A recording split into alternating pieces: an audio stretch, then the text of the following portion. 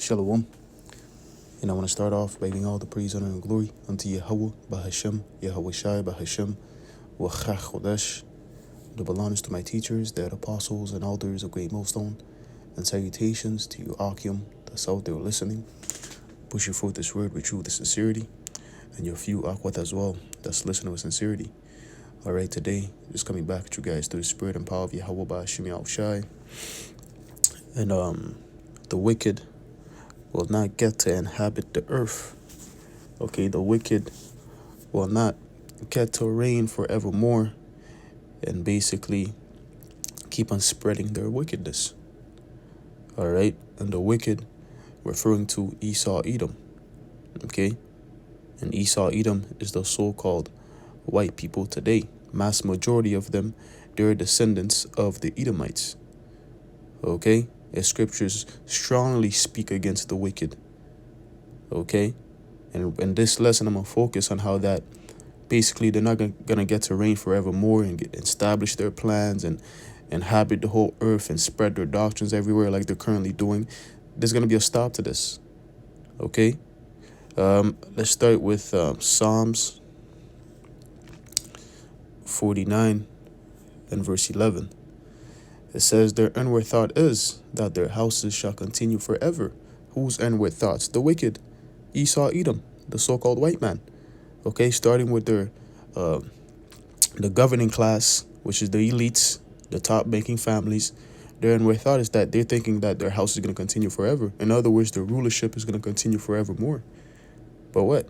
And their dwelling places to all generations. They call their lands after their own names, and they do that. Okay, these different streets, they name after different of their forefathers, right?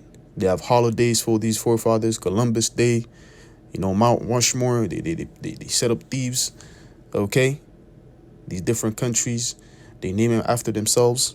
Africa is the name Africa came after came from a name of a so-called white man. Okay, which his name escapes my mind right now. But if you do a research, you come to find out that the land of Africa is named after a white man. So that's it right there. They're naming their lands after their own names, man. Okay, because what? Since they have such of a God complex, thinking that the Lord is not going to intervene, of course they think that they're going to reign forevermore. But what? When you read the scriptures, you come to find out that's not so. Okay? Let's get Proverbs 10. Okay, and verse and verse 30. It says, the righteous shall never be removed, but the wicked shall not inhabit the earth. Okay? You see that? The wicked will not inhabit the earth, man. Right now is their time to reign and do whatever they please. Right now it's their time. And it's short. It's going to come to a time where the Lord is going to intervene, and then, no more wickedness.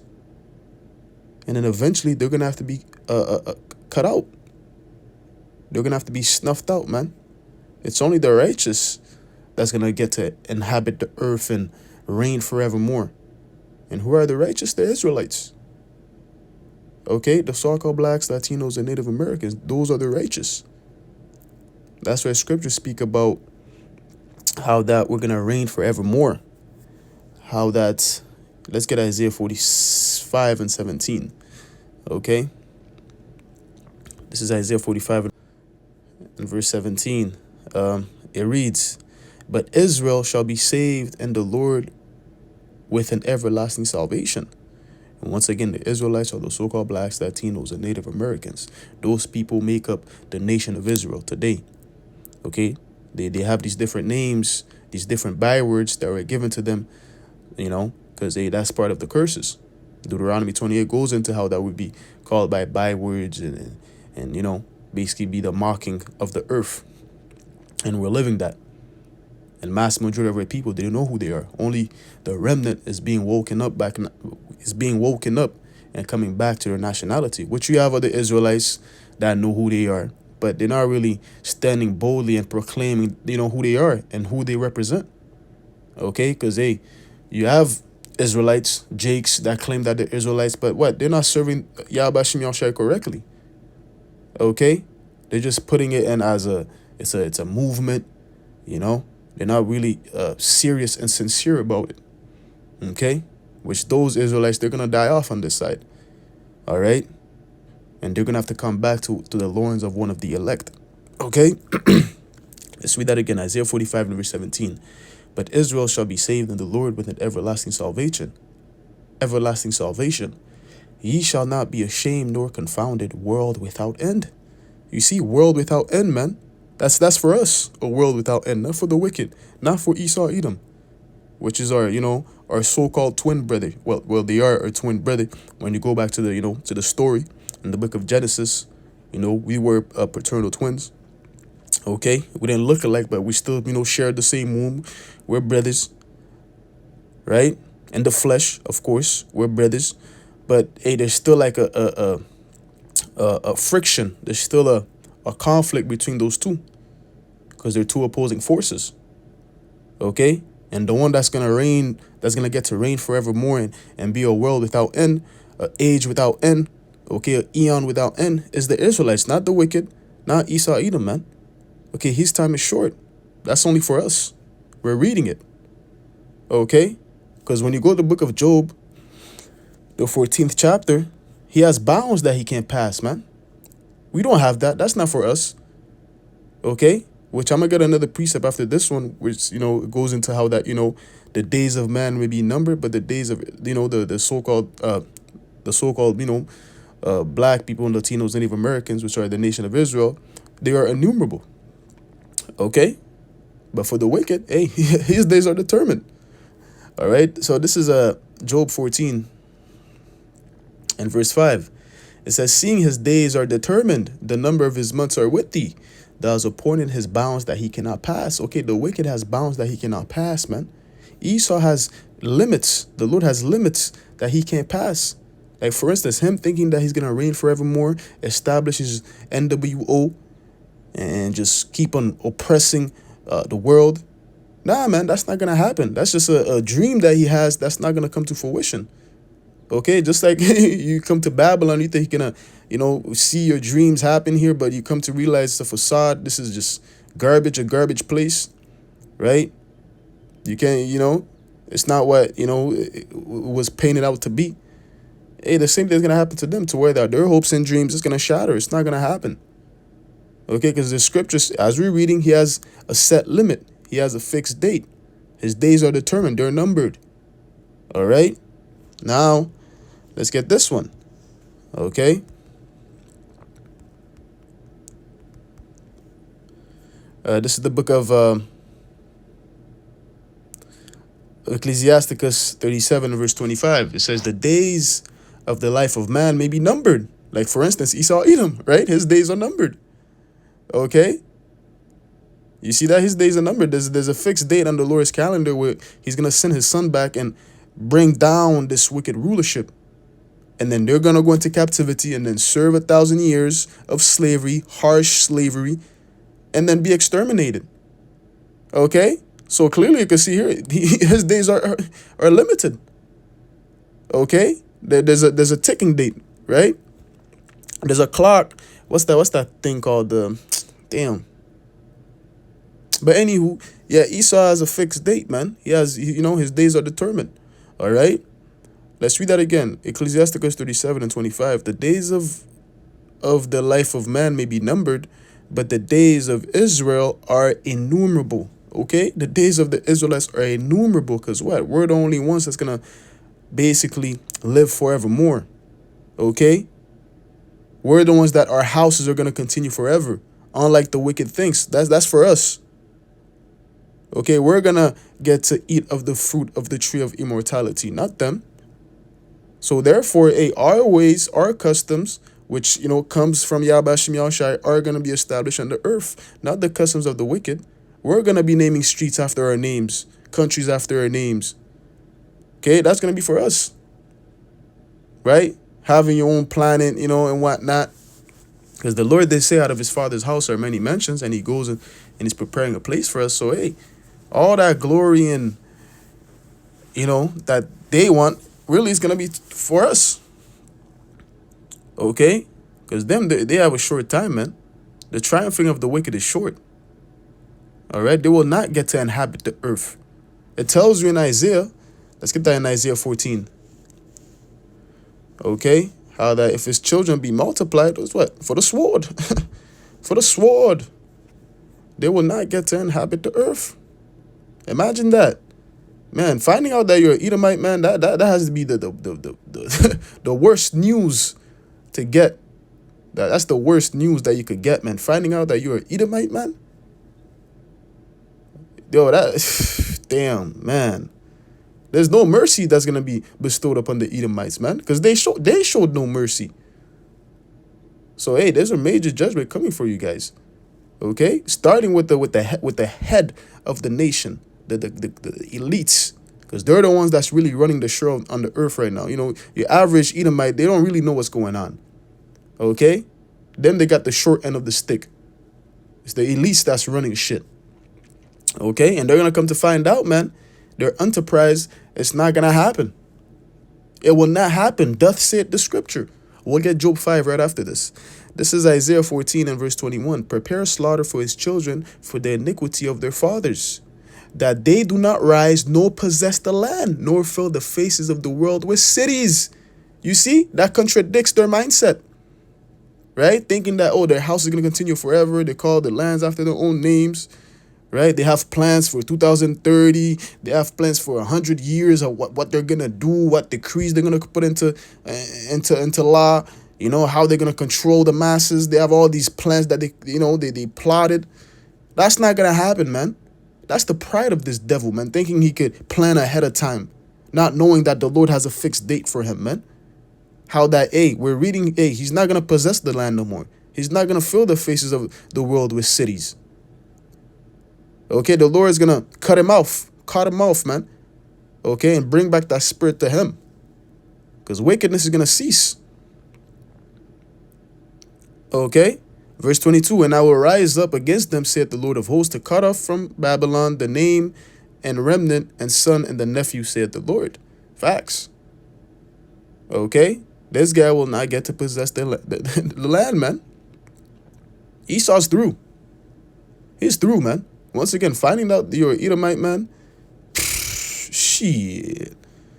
Man, you better hope you're a heathen. Better hope you're one of the sons of men rather than one of the sons of the wicked, man. Because if that's true, man, hey, we're reading it, man. Right? This is Job 20 and verse 4. It says, knowest thou not this of old, since man was placed on the earth, that the triumphing of the wicked is short, and the joy of the hypocrite but for a moment. It's but for a moment, man.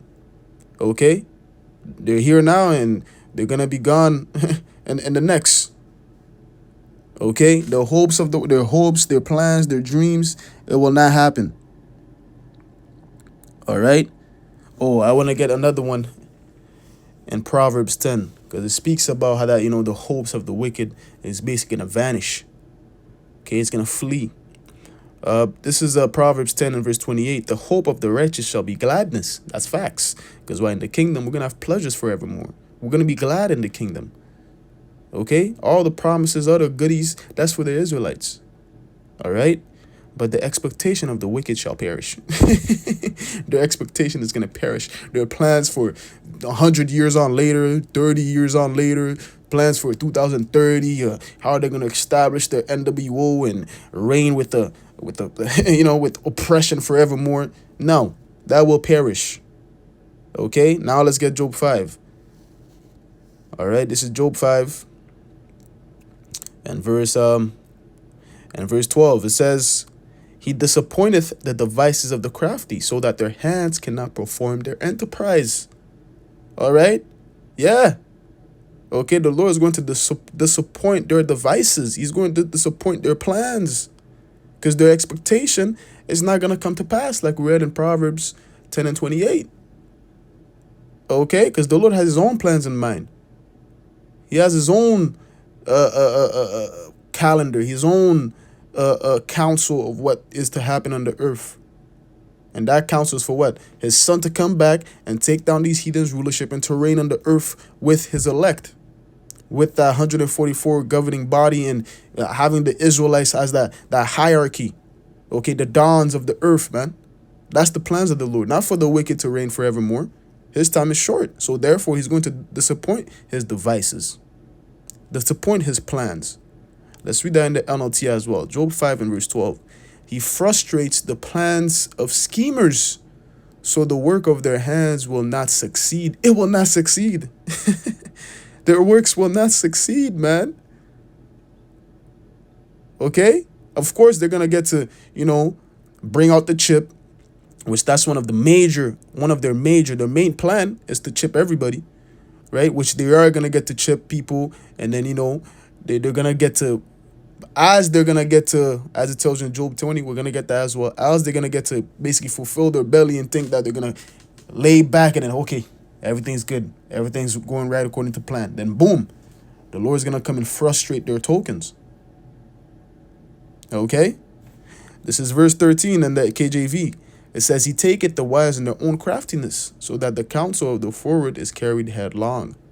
Let's read it in the LT as well. Verse 13. He traps the wise in their own cleverness, so their cunning schemes are twanted. Okay? So, hey, they're through. They're through, man. The Lord's controlling everything. Whether they